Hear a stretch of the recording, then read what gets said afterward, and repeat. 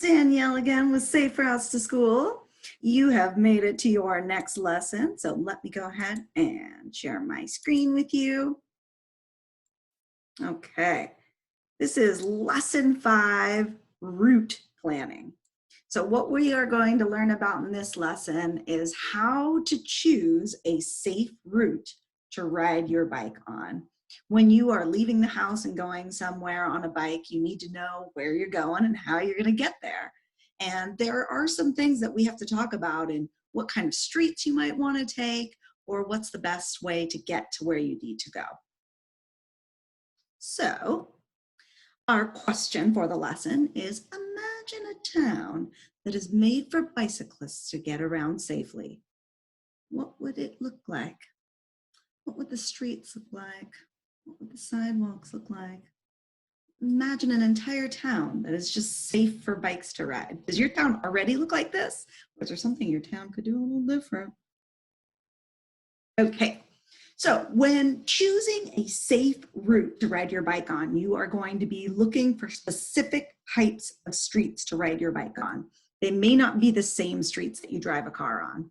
So what we are looking for are streets that have low traffic, neighborhood streets, that's like an area where it's just houses, streets that have shoulders or bike lanes on them, nice wide streets, multi-use paths. These are all great types of streets to ride your bike on.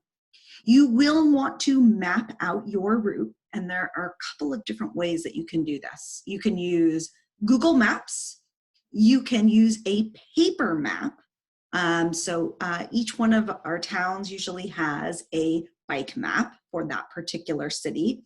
At the Sonoma County Bicycle Coalition, we have our own paper map that we sell on our website. That is a bike map that you can use for all of Sonoma County. Many cities have their own bike maps. So these are maps that are just handy dandy for people who are trying to find a route on a bike. Google Maps, you can Google your ride.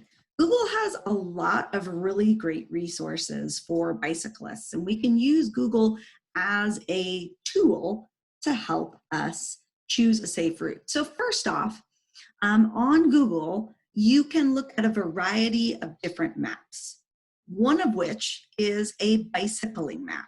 So if you get on Google and you go to where they have a list of all the different maps you could look at, a bicycling map is an option, and it will highlight all of the streets that either have bike lanes, all the bike trails, and all of the roads that would be that lots of bicyclists use, bicycle-friendly roads, they call them. Or you could even get directions from Google. So Google can tell you how to get to where you need to go and try to choose those streets that have the most amount of bike lanes or bicycle-friendly roads. Now, what's kind of fun when you get on Google Maps is, usually when you get on Google Maps, it will default to directions for a car. If you are looking at Google Maps and you've got your directions here and you see this little icon of a car, that means that you need to switch it over to a bike route. And how you do that is at the very top, there's another little picture of a bicycle, this little icon here. And if you do that, Google will give you a different route that is just for a bicyclist. It will tell you how many miles away your destination is and how long it takes to get there. What's kind of fun is comparing how long it takes to get somewhere on a bike and how long it takes to get there in a car.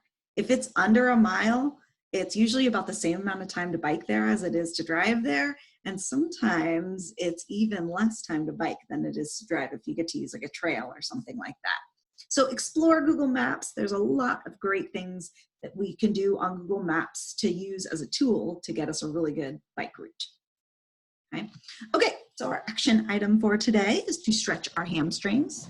So I'm going to get up here and I'm going to move the camera down so you can see my legs here. Okay, so this is your hamstring here. And we're going to stretch out this muscle.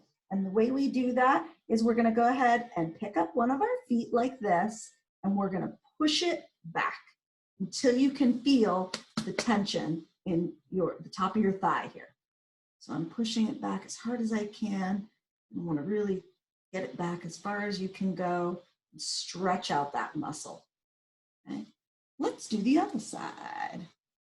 So this side here, we're going to do the same thing. You're just picking up your foot here, stretching it back as far as you can go. Really stretch out that muscle. See how far you can go. See how much pain you can take. Okay. When we are riding our bikes, let's do the first leg again. This is a muscle that we use a lot, especially when we're pedaling down. Okay. It's good to stretch out these muscles before you go on a long bike ride. Let's do this one more time. Great. All right, everybody, you guys can sit back down again. Let's continue on through planning. Okay, so the best and safest places to ride. Let's kind of go over what these streets look like. So neighborhood streets that have not a lot of cars driving around them. And what we mean by slower streets is that slower speed limits. So the cars aren't going as fast. So here's a great example of a neighborhood street where it's just houses, not a lot of cars driving around. Now, streets with a shoulder. So this would be a street that does not have any sidewalks. And this is the shoulder here. This is where you would be riding in the shoulder here. This is a nice wide shoulder here. It looks like a bike lane. It acts like a bike lane. There is one main issue with shoulders is that sometimes they don't stay nice and wide like this. There's places where the bushes or trees grow into the road and the shoulder gets very narrow. Or on this side here, we've got cars that are parked in the shoulder, which would mean as a rider, you would have to ride around the cars by going out of the shoulder into the lane of traffic, which you can absolutely do safely. We do want to make sure that we look over our shoulder first before we do that. Keep in mind with the shoulder, you do always want to ride on the right side of the road going in the same direction as the cars on your side of the street. Okay? Wide streets with wide lanes are great places for us to ride our bikes because the lane has enough space for a car to pass bicyclists with plenty of room. So we have both of these situations here. These streets are nice and wide. There's plenty of space for this bicyclist and the car to get by. The car doesn't even have to change lanes to get around the bicyclist. So those are great options. And then streets with bike lanes or sharrows. So sharrows indicate one of those bicycle-friendly roads we talked about earlier. This is going to be a street that does not have a bike lane on it, but lots of bicyclists use it. And the sharrows are there to let everyone know, bikes and cars, that we need to share this road because there's a lot of bikes on it. One thing that's kind of cool about a sharrow, if you've ever seen them before, is that it also directs you where to ride. When you are riding on a street with these sharrows, you want to ride right in the center of these arrows here. And so it will tell you, you know, you're supposed to be kind of riding more in the center of the road there for better visibility. We have lots of different types of bike lanes around Sonoma County. We've got these green bike lanes. Here is a typical bike lane here. I'm actually going to show you guys a video on bike lanes. So let me get that going.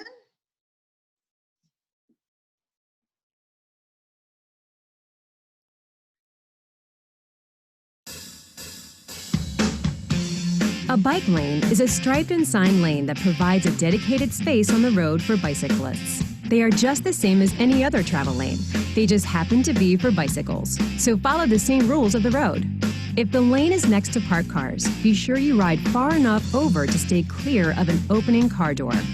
In some intersections, you may notice the bike lane changes from a solid to dotted or dashed line. This means that vehicles are allowed to enter this portion of the bike lane to make a turn.